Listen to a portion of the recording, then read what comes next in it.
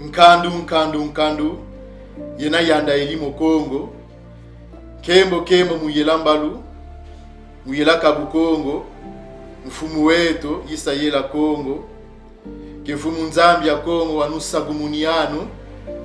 Que le Tout-Puissant, le génie créateur Congo vous bénisse de partout où vous me suivez. À Nedouambala, à vous les Hébreux, à Ngongo, à Soukou, à Kwese, à Ungana, à Pindi, à Yandi, à Tsamba, à Yaka, à Ndibu, à Yombe, à Ntandu, à Nyanga, à Ngala. La liste est longue, bien aimés frères et sœurs. Ne nous tenez pas rigueur. Si votre tribu n'a pas été citée, vous pouvez toutefois compléter. Et salutations et bénédictions aussi à nos frères en Martinique, en Guadeloupe, bref, aux Amériques, parce que nous avons nos frères qui ont été dispersés, emmenés captifs aux Amériques.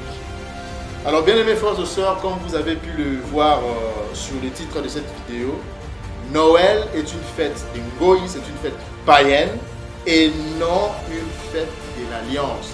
Ce n'est pas une Kungiabala, une fête de l'Alliance, bien mes frères et sœurs. Et tout au long de cette vidéo, nous allons vous prouver que c'est une fête Ngoï, c'est une fête païenne. Alors, sans plus tarder, pour ne pas trop étendre cette vidéo, nous allons aller lire quelques écritures ensemble. Alors nous allons aller prendre le livre de Jubilé, le chapitre 6, le verset 34 à 35. Jubilé 6, 34 à 35.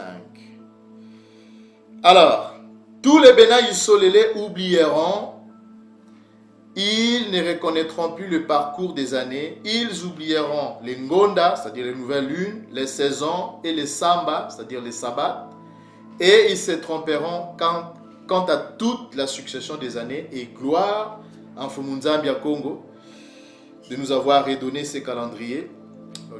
Il suffit d'aller sur www.malongicongo.com pour retrouver nos différents calendriers, bien aimés frères et sœurs. Alors, au verset 35, en effet, je le sais, et je te l'annoncerai désormais, et ce n'est pas de mon propre chef, car le livre se trouvant devant moi est gravé, et sur les tablettes célestes, la division des jours est fixée, afin qu'il n'oublie pas l'Nkungi, c'est-à-dire le fête, l'Nkungiabala, le fête de l'Alliance, et ne marche pas selon les fêtes des Ngoï, l'Nkungiangoi, donc les fêtes des païens, selon leur erreur et leur ignorance. Donc, bien mes frères et sœurs, ici vous voyez que il existe les fêtes de l'Alliance et il existe aussi les fêtes des Ngoï, c'est-à-dire les fêtes des païens. Alors, est-ce que la Noël est une fête de l'Alliance que Congo nous a donné à travers le législateur Nabi Massa, ou bien c'est une fête de Ngoï des païens? Nous allons le prendre une autre écriture, bien aimés frères et sœurs, pour découvrir si cette fête de Noël fait partie des fêtes de l'Alliance ou des fêtes des païens. Alors pour cela, allons-y lire Nsafia Ilimaya qui vous appelle le rouleau de Jérémie, le chapitre 10, le verset, on va commencer à partir du verset 1er et on va aller jusqu'au verset 5. Alors, écoutez la parole de Yandaïli Mokongo, que Yandaïli Mokongo vous adresse. Mbaïma Isolélé, c'est-à-dire la maison d'Isolélé. Ici, c'est le prophète Jérémie qui s'adresse à la maison d'Isolélé. Ainsi parle Yanda. N'imitez pas, n'imitez pas la voix des Ngoï, la voix des nations. Et ne craignez pas les signes du ciel, donc les signes du dôme, le signe du Nzamai. Parce qu'on a même fait une vidéo là-dessus où on vous a dit que quand la Bible parle des ciels, cela se réfère au dôme. Cela se réfère au monde des eaux. C'est les dômes. Donc ne craignez pas les signes du dôme, parce que les Ngoï, c'est-à-dire les nations, les craignent. Mais quels sont ces nations dont le prophète Jérémie s'adressait à nos pères. C'est-à-dire, mettez en garde nos pères. Quelles sont ces nations? Parce que on sait, vous savez que Isolélé, antique, était entouré, des Ngoï, c'est-à-dire des nations, comme Édom, les Édomites par exemple, il y avait aussi des Cananéens. Mais ici, quelles sont ces nations dont parle Jérémie, dont fait référence Jérémie, dont se réfère Jérémie, pour mettre en garde nos pères? Il s'agit ici des Babyloniens. Donc le prophète Jérémie ici s'adressait, c'est-à-dire mettait en garde nos pères contre les pratiques, les coutumes, c'est-à-dire les coutumes des Babyloniens. Parce que vous savez qu'à l'époque du prophète Jérémie, c'était l'époque où Nabuchodonosor et son armée, c'est-à-dire l'empire babylonien, est venu envahir la Judée, c'est-à-dire le royaume du sud. Et c'est à cette époque-là que les Babyloniens, quand ils sont venus, ils ont emporté, vous connaissez l'histoire, ils sont venus, ils ont assiégé Jérusalem, Jérusalem, et ils ont emporté avec eux toute la classe d'élite, et aussi tous les éléments qui composaient, tous les ustensiles, les éléments qui composaient les temples de Jérusalem. Et le prophète Jérémie ici met en garde à nos pères pour dire que ces Babyloniens-là, les coutumes, les pratiques de ces Babyloniens-là, ne les imitez point. On continue. Car les coutumes des peuples, c'est-à-dire des nations, des Ngoï, de ces Babyloniens, ne sont que vanité. Alors, que signifie le mot vanité? On va prendre la version Strong. Si nous prenons la version Strong, le mot vanité, bien aimés frères et sœurs, on va aller cliquer sur le mot vanité. On va essayer un peu d'ouvrir cette fenêtre. Ou bien on peut juste laisser ça. Non, juste pour avoir la concordance. D'accord? Dans la concordance, c'est le... On va prendre... En fait, c'est le 1892. Donc, c'est le 1892. Et ces mots-là, c'est lisé Mbela. Donc, Mbela, qu'est-ce que signifie Mbela? Mbela, en Balaki Congo, signifie la perte. Vraiment. C'est la perdition. Et on peut le voir ensemble avec vous. Donc, Mbela, en Balaki Congo, signifie la perte, l'égarement, ce qui est, c'est-à-dire la perdition. C'est le mot que nos pères ont utilisé. C'est le mal. Ce qui n'aboutit à rien en fait, quoi. Vous voyez ça? Donc c'est la perdition, c'est l'égarement, c'est le mensonge. D'accord? Alors on va continuer, retournons dans Jérémie, le chapitre 10. Donc, car les coutumes de Ngoï, c'est-à-dire de ces Babyloniens, ne sont que mbela, c'est-à-dire ne sont que perdition, ne sont qu'égarement, mensonge. On coupe le bois dans la forêt. La main de l'ouvrier le travaille avec la hache. Bien aimés frères et sœurs. La main de l'ouvrier le travaille avec une hache signifie qu'il y a un bûcheron qui coupe le bois dans la forêt. Vous voyez ça? Et cet arbre qu'ils ont coupé, que ces Babyloniens coupaient, avaient l'habitude de couper, ils les décorent, l'embellit, il est décoré, l'embellissait avec de l'argent et de l'or. Alors, bien aimés frères et sœurs, parce que lorsque vous lisez au verset 4, on dit, on l'embellit. On embellit quoi? Le L apostrophe ici remplace l'arbre. Donc, ce bois-là qu'on a coupé, parce que le mot ici c'est inti, c'est-à-dire cet arbre qu'on a coupé, on l'embellit avec de l'argent et de l'or. Maintenant, bien aimés frères et sœurs, de quelle fête parle-t-on qui est une fête babylonienne, ngoï païenne, célébrée depuis les temps anciens jusqu'à aujourd'hui? jusqu'à nos jours, bien-aimés frères et sœurs. Si ce n'est pas la Noël. Vous voyez ça? Donc la Noël, c'est une fête païenne, c'est une fête des Ngoï. Ok? Une fête qui vous mène à la perdition, méla, vanité, mal, tort, l'égarement, la folie. C'est une folie. Ce n'est pas une fête de l'alliance, mais c'est une fête des Ngoï, des païens.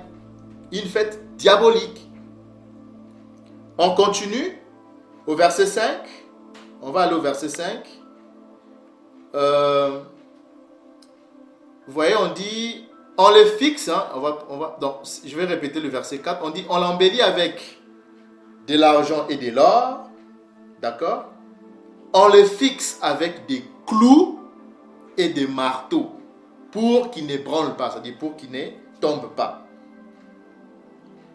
Vous voyez ça, bien aimés frères et sœurs. Aujourd'hui, on n'utilise plus des marteaux et des clous, mais aujourd'hui, on utilise un support d'arbre. Mais à l'époque, dans les temps anciens, les Babyloniens, ils clouaient l'arbre avec des clous et des marteaux. On continue au verset 5. Ces dieux sont comme une colonne massive.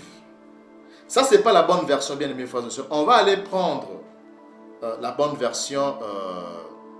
On va aller prendre la version King James de 1611. On va prendre la version King James de 1611. Vous voyez ici, on dit... donc, ils sont parfaits, mais dans d'autres versions, on dit ils sont tout droits. Ok? Ils sont tout droits comme le palmier. Et ne parlent pas. Ils doivent être portés parce qu'ils ne peuvent pas y aller. Ils ne peuvent pas marcher. Ok? Donc ici, ce n'est pas ces dieux comme l'a donné la version Louis II. Non. Ce n'est pas ces dieux sont comme une colonne massive. Non, ce n'est pas ça. Mais la bonne version, c'est ils sont tout droits comme le palmier.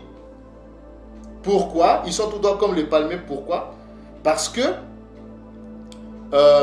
à l'origine, ok, à l'origine, l'arbre que les Babyloniens, donc les Ngoï, les Babyloniens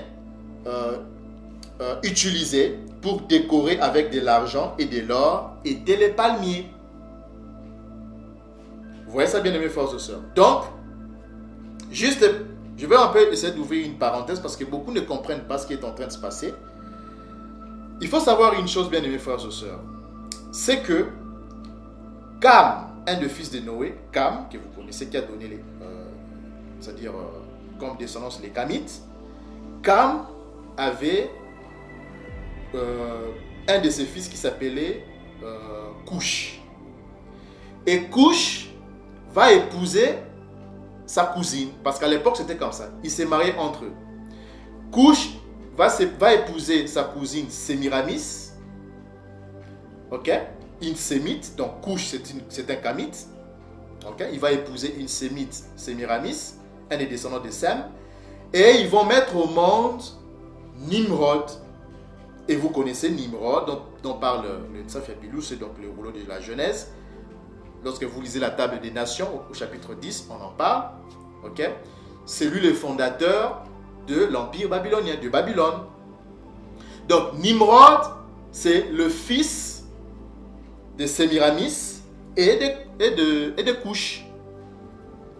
Et à la mort de Nimrod, qu'est-ce qui va se passer selon les coutumes de Couchite, ok? Lorsque Nimrod va mourir, qu'est-ce que je dis? Lorsque Couche va mourir, Nimrod, son fils, va prendre pour femme sa mère. Vous voyez un peu cette relation illicite. Et c'est ce qui va énerver Sem. Sem n'avait pas aimé ça. Parce qu'à l'époque, c'était vraiment des relations illicites. Personne n'avait encore pris pour femme sa propre mère. Même si c'est marié entre eux, mais pas jusqu'à ce niveau-là d'aller prendre sa propre mère pour femme. Donc, lorsque Couche va mourir, son fils Nimrod va prendre pour femme sa propre mère. Et Sem va s'énerver. Et qu'est-ce qui va se passer? Quelques temps après, Sémiramis, c'était vraiment une femme, sans vergogne, comme on dit, il va commettre de l'adultère avec d'autres prétendants. Pendant que Nimrod était encore en vie. Et lorsqu'il va tomber enceinte, ça s'est coïncidé à cette époque-là, Nimrod aussi avait été tué. Vous savez qui avait tué Nimrod, c'était Ésaü. Je ne vais pas trop entrer dans les détails. Mais lorsque Nimrod va mourir, Sémiramis va faire une déclaration surprenante au peuple babylonien pour leur dire que, parce qu'il voulait juste cacher un peu ses erreurs, il a menti à son propre peuple en disant que voilà, Nimrod est mort, la mort de Nimrod, Nimrod s'est réincarné à un arbre et cet arbre-là s'est transformé au soleil. Et c'est comme ça que lorsqu'il s'est transformé au soleil, il m'a envoyé ses rayons solaires et c'est ce qui a fait que je puisse tomber enceinte. Ce sont ces rayons solaires-là qui m'ont fait tomber enceinte. Et le peuple aussi a cru à ça. Et lorsque cet enfant illégitime de Nimrod va naître, le 25 décembre, cet enfant s'appelait Tammuz. Donc Tammuz, c'est le fils illégitime de Nimrod. Et cet enfant Tammuz va naître le 25 décembre. Et comme sa mère, Sémiramis, avait dit au peuple que c'était la réincarnation de Nimrod, qui était devenu le soleil, et c'est comme ça que Tammuz, qui est considéré comme la réincarnation de Nimrod, or Nimrod s'est réincarné au soleil, c'est comme ça que lorsqu'on parle de Tammuz, on fait référence à Nimrod aussi, c'est-à-dire au soleil. Et lorsque vous lisez le livre le rouleau de Ntsafia Ntikaye, là, c'est-à-dire le rouleau de... Pardon, le Ntsafia Yikesaye, là, le rouleau d'Ézéchiel, le prophète Nabi Yikesaye, là, on parle qu'il y avait des femmes, pas tout le monde, mais quelques femmes Benaï Solélé, qui adoraient, qui vénéraient le soleil, Tammuz. Vous comprenez ça, bien aimés frères et sœurs? Donc, Tammuz, c'était la réincarnation de Nimrod, c'est-à-dire c'était le dieu soleil, invaincu. Donc, cette pratique-là, cette coutume d'adorer le soleil a commencé à partir de la naissance le 25 décembre de Tammuz. Tammuz qui est égal à Nimrod, qui est égal au soleil. Vous comprenez ça maintenant? Et lorsque cet enfant Tammuz va naître, ils vont le vénérer. Les Babyloniens vont commencer à vénérer cet enfant-là comme le dieu soleil. Et c'est comme ça que c'est devenu coutume chez les Babyloniens.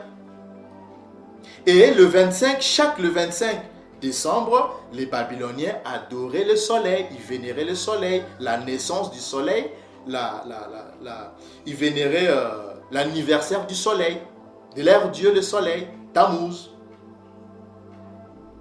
Et c'est la raison pour laquelle Nabi Yilimaya, donc le prophète Jérémie, mettait en garde nos pères, ne suivez pas ces coutumes-là de décorer les arbres, parce que l'arbre à cette époque-là, parmi les arbres qu'ils utilisaient, il y avait les palmiers.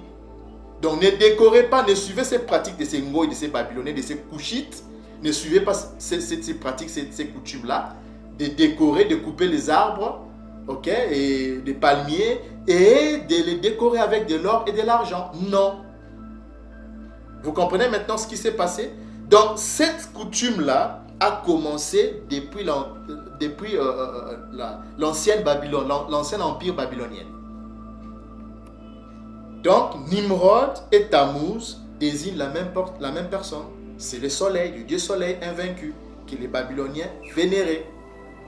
Et vous savez que, bien aimés frères et sœurs, parce qu'à l'époque, lorsqu'il y a une nouvelle empire, une puissante nouvelle empire qui surgit et qui arrive à détruire l'ancienne puissante empire qui régnait sur terre, alors cette nouvelle empire est censée emporter avec lui tous les éléments qui composaient, tous les éléments de culte qui composaient l'ancien empire.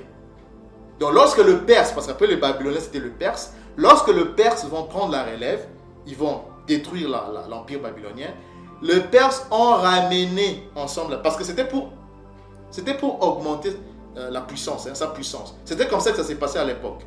Donc lorsqu'un empire surgit, une puissante empire surgit, donc c'est-à-dire il emporte avec lui tous les éléments qui composaient les cultes, tous les éléments de culte qui composaient l'ancien empire, pour augmenter sa puissance. Et c'est comme ça que lorsque les Perses vont prendre la relève, ils vont faire de même. Ils vont emporter tous les éléments de culte babylonien et ils vont injecter, dans ces cultes-là, ils vont injecter quelques éléments pour créer leur propre religion aussi, mais tout en gardant, la base babylonienne, la base du culte babylonien. Et c'est comme ça que vous allez retrouver la divinité Mithra. Donc Mithra, c'est qui? C'est la divinité que les Médi-Perses vénéraient. Et qui est Mithra? Mithra, cette divinité-là, c'est justement une divinité perse qui est née le 25 décembre aussi. Vous voyez la concordance? Et qui est célébrée le 25 décembre. Et cette divinité-là est représentée par le soleil. Donc vous voyez que et le Perse aussi ont gardé ces cultes-là de vénérer le soleil comme étant leur dieu. Donc ils ont juste fait, en fait ce qui s'est passé c'est quoi? Ils ont juste changé d'appellation, changé le nom de la divinité, mais c'est la même entité en fait quoi. Parce que chez les Babyloniens c'était Tammuz, Nimrod et Tammuz qui désignent la même personne, c'est-à-dire le dieu soleil. Et chez le Perse, ils ont juste changé de nom, ça devient Mithra, mais c'est toujours la même entité, le soleil. Cet astre-là, le soleil. Donc ils vénéraient le soleil. Vous voyez ça? Le 25 décembre aussi. Donc ils vénéraient la naissance, l'anniversaire du soleil. Vous voyez ça bien aimé frères et sœurs? Pourquoi? Parce que il faut savoir une chose, que le solstice, c'est-à-dire ils vénéraient en même temps le solstice d'hiver, qui est la nuit la plus longue de l'année. Et le solstice d'hiver est considéré comme le retour en force du dieu soleil, qui avait été affaibli pendant l'hiver. Vous voyez ça? Pendant l'hiver. Donc, ce soleil-là, après cette longue nuit, ce soleil-là, lorsqu'il revient, il revient en force. Donc, il renaît avec force. C'est ce qui commémorait. Donc, la naissance du dieu soleil, le 25 décembre, qu'ils appelaient Mithra, mais que les Babyloniens appelaient Tammuz ou Nimrod, le dieu soleil. Donc la même entité, mais on change de nom. Et parce que vous savez qu'après le Perse, c'était les Grecs. Lorsque les Grecs viendront, ils feront pareil. Ils vont ramener tous les éléments de culte qui composaient l'empire perse, Médi-Perse. Et lorsque les Romains viendront, la même chose pour augmenter leur puissance, ils feront pareil. Ils vont prendre tous les éléments qui composaient, tous les éléments de culte qui composaient l'empire grec. Ils vont essayer d'injecter quelques éléments pour former leur propre religion. Et c'est comme ça que vous allez retrouver dans l'ancien empire romain, c'est-à-dire les Romains, dans l'ancien empire romain, les Romains, c'est-à-dire vénérer le soleil. Et même ils disent ça, c'est-à-dire le 25 décembre, les Romains célébraient Dies Natalis Solis Invicti. Ça veut dire, c'était le 25 décembre, c'est le jour de naissance du soleil invaincu. Et c'était célébré le 25 décembre, soit la date du solstice d'hiver, selon les calendriers juliens de Jules César. Vous voyez ça? Donc c'est comme ça que lors de l'ancien empire romain, que les Romains vénéraient cette entité, le soleil. Or, vous savez, bien aimés frères et sœurs, c'est comme ça, bien aimés frères et sœurs, que vous retrouvez l'adoration du culte du dieu soleil invaincu chez les Romains, dans l'ancien empire romain. C'est parce qu'ils avaient copié ça des Babylone, des Babyloniens. Ils l'ont immortalisé. Ils ont immortalisé le culte du dieu soleil, c'est-à-dire les Romains. Et vous savez qu'après l'Empire romain, c'est-à-dire l'Empire romain s'est transformé en empire papal. Aujourd'hui, c'est le Vatican. Parce que l'Empire romain, ça couvrait presque toute l'Europe. Hein. Ça s'étendait jusqu'en Europe. Toute l'Europe. C'est la raison pour laquelle vous remarquez que cette pratique d'adorer chaque le 25 décembre, c'est-à-dire le dieu soleil, invaincu, ça se retrouve partout en Europe, tout l'Occident. L'Occident, jusqu'aux États-Unis, Canada, tous ces peuples-là, édomites, ils adorent le soleil le 25, ils commémorent la naissance du dieu soleil, ok, invaincu, soi-disant invaincu, le 25 décembre. Parce que c'est que vous devez savoir que le mot Noël, qu'est-ce que signifie d'abord le mot Noël? C'est Natalis, et même le disent Dies Natalis, donc le jour de nativité. De qui? De la nativité de qui? Ils disent Dies Natalis Solis, le soleil, invicti, invaincu. Ça n'a rien à voir avec le vrai Messie. Vous comprenez ça, bien aimés frères et sœurs? Donc, lorsque l'Empire romain va se transformer en empire papal, les Vaticans feront de même. Ils vont reprendre tous ces éléments qui composaient les éléments de culte qui composaient l'ancien empire romain. Ils vont les ramener au Vatican. Ils vont intégrer tous ces éléments-là dans leur nouvelle religion qu'ils vont créer en 325, les christianismes édomites. Donc, le 25 décembre, bien-aimés frères et sœurs, c'est que le christianisme célèbre, c'est justement Dies Natalis Solis Invicti, c'est-à-dire le jour des nativités ou le jour de naissance du soleil invaincu. Parce que dans l'ancien empire romain, ils célébraient en même temps le solstice d'hiver et aussi les jours de naissance du soleil invaincu, bien-aimés frères et sœurs. Donc, c'est-à-dire lorsque vous célébrez la Noël, en réalité, vous célébrez la naissance du soleil invaincu, qui est le diable, qui est Tammuz, le dieu soleil, le diable, qui tire les ficelles derrière. Ça peut prendre différentes appellations parce que chez les Babyloniens, comme je vous l'ai dit, c'était Tammuz qui désigne la même personne que Nimrod, c'est-à-dire le dieu soleil. Chez les Perses, c'est devenu Mitra. Et aujourd'hui, dans le christianisme édomite, on vous parle de Jésus-Christ. Ça veut dire, on change de nom, mais c'est la même entité. C'est Jésus-Christ que vous adorez. Cet égrégore efféminé édomite aux longs cheveux, ok, de femme. C'est le diable, c'est le dieu soleil. Et c'est la raison pour laquelle vous voyez qu'il les représente toujours avec un soleil. Il est toujours enveloppé d'un soleil. Donc le christianisme édomite, bien-aimés frères et sœurs, est une parure babylonienne. Et c'est même la raison pour laquelle, lorsque vous lisez le livre des Révélations, c'est-à-dire que vous appelez l'Apocalypse des Jean, on vous parle de la grande Babylone. Pourquoi la grande Babylone? Parce qu'ils ont immortalisé ces cultes-là. Donc tout l'Occident a immortalisé le culte du dieu soleil babylonien. C'est pour cela qu'on dit la grande Babylone.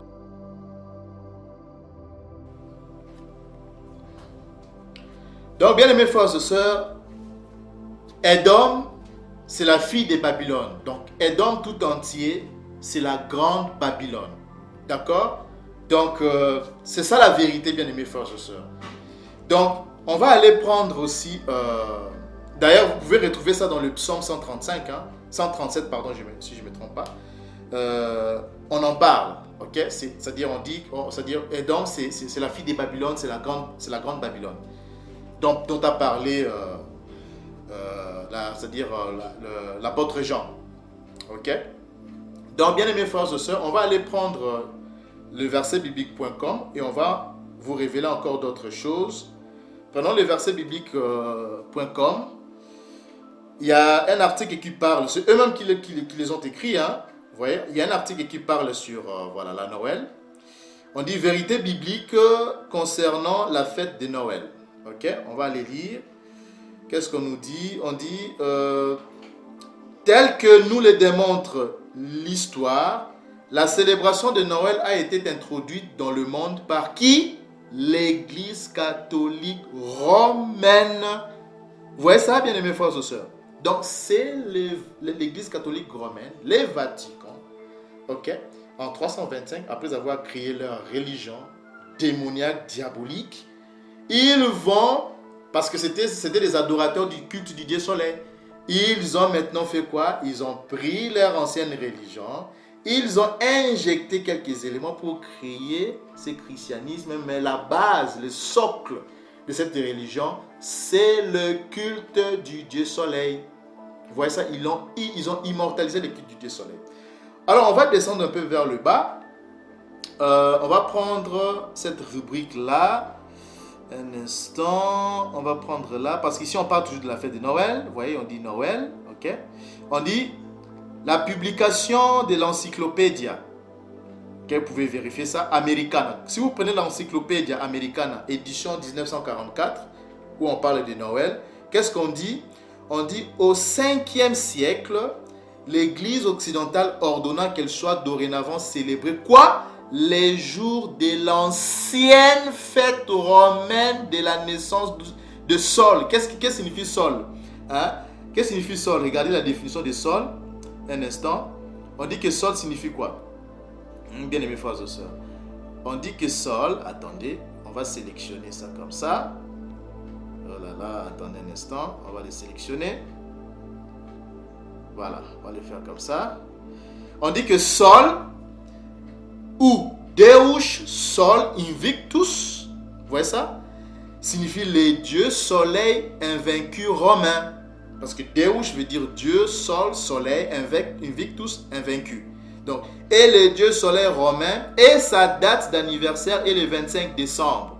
Ainsi, sous l'Empire romain, le 25 décembre était le jour de la célébration du solstice d'hiver et en même temps l'anniversaire du dieu soleil, Sol Invictus. Ce jour était appelé Dies Natalis Invictus. Donc, vous voyez que même quand les indomites portugais ou je ne sais pas moi, espagnols parlent de Natal, ce mot-là, ça veut dire, c'est quel Natal? C'est Natalis Invictus ou Invicti, qui veut dire le Dieu Soleil, la nativité du Dieu Soleil invaincu. Bien aimés frères et sœurs. Il y a aussi un autre article que j'aimerais vous partager ensemble avec vous. On va aller prendre ce journal-là, c'est le journal Le Devoir, un journal canadien, indomite canadien, qui parle aussi sur les origines de la fête de Noël. Regardez ce qu'ils ont écrit. Hein. C'est eux-mêmes. Hein? Donc, les origines de la fête de Noël sous le soleil de qui? Mitra, cette divinité perse dont je vous ai parlé. Donc, ils vous disent déjà que non, l'origine de la fête de Noël, c'est-à-dire la fête de Noël a pour origine, tire son origine de la vénération du soleil de Mitra, cette divinité perse. En réalité, les Perses l'ont puisé, l'ont copié des Babyloniens. Maintenant, on va les prendre, on va descendre un peu vers le bas, on va aller prendre un article là, une rubrique, pardon. On va prendre les cultes des cultes, ok? Alors, on va lire un instant, on va prendre ceci, on va le prendre comme ça. On va lire. Mais le culte le plus pratiqué alors dans l'Empire romain est celui de Mitra, cette divinité dont je vous ai parlé, perse. On dit que ce culte transporté hors de la Perse, vous voyez ça? Hors de la Perse et agrémenté d'éléments étrangers, devint le noyau d'une religion connue sous le nom de mitriacisme. Parce que ça découle de Mitra, cette divinité perse. Les adorateurs de Mitra reconnaissaient une divinité, suivez bien, hein? Les adorateurs de Mitra reconnaissaient une divinité unique manifestée par la lumière des astres, surtout le soleil brillant et quoi? Invincible. Vous voyez ça bien, les mêmes phrases. Donc, solis invicti. Donc, cette adoration de Dieu Soleil que vous appelez Jésus-Christ, ça juste changer d'appellation. Donc, quand vous dites Jésus-Christ, c'est le Dieu Soleil, c'est le diable qui tire toujours les ficelles derrière. Quand vous dites Mitra, c'est toujours la même entité. Ça change de nom, mais c'est toujours la même entité, le Soleil. Chez les Babyloniens, je répète, c'était qui? C'était Nimrod et Tammuz qui désignent la même personne, c'est-à-dire la réincarnation de Nimrod dans la réincarnation ça dit Tammuz qui est la réincarnation de Nimrod qui est le dieu soleil. Chez le Perse, c'est Mitra, mais c'est toujours le dieu soleil. Et chez les Romains, c'est qui? C'est toujours Sol Invictus, les dieux soleil, Jésus-Christ de Nazareth. Donc, ce Messie-là que vous adorez là, c'est le dieu soleil. Et c'est la raison pour laquelle il est toujours embelli du soleil. Vous voyez ça bien, mes frères et sœurs. Donc, sortez de cette folie, de ces mbela, comme on l'a dit. Mbela qui veut dire l'égarement. Ok? Mbela, égarement, bien aimés frères et sœurs. Nos pères n'ont jamais connu cette fête-là. D'accord? Nos pères n'ont jamais connu cette fête de Noël. Donc, ne célébrez pas, ne commémorez pas cette fête, car ce n'est pas une fête de l'Alliance. Et d'ailleurs, on vous a même montré, plutôt on vous a révélé le calendrier. Si vous allez sur notre site www.malonguecongo.com, on vous a publié le calendrier du 10e mois. Et dans le calendrier de l'Alliance du 10e mois, il n'y a pas une fête il n'y a pas une fête de Noël. Okay? Nous, on ne célèbre pas cette fête-là. Et d'ailleurs, chez nous, on n'est même pas encore au 12e mois. Nous, chez nous, c'est le 10e mois. D'accord? Donc, ne célébrez pas cette folie, ne célébrez pas cette stupidité. Donc, restez chez vous, priez, restez connectés à l'Esprit Congo. Et c'est comme ça, bien aimés frères et sœurs, que l'Esprit Congo va nous envoyer l'ange de l'Alliance pour venir nous sauver, pour venir nous venger. Ok? À une seule condition, nous devons retourner à célébrer, à respecter les calendriers divins de Yela Congo, son calendrier, donc les Samba, les Ngonda et d'autres fêtes. Pour les moments qui sont encore entre parenthèses, on ne peut pas encore la célébrer, mais beaucoup plus les Ngonda et les Samba pour le moment. Et aussi mettre en pratique et en observation les lois des Congo, les lois des Mfumu Congo, les lois de l'archange Congo, bien aimés frères et sœurs. Donc, il nous a légué à travers le législateur Nabi Massa.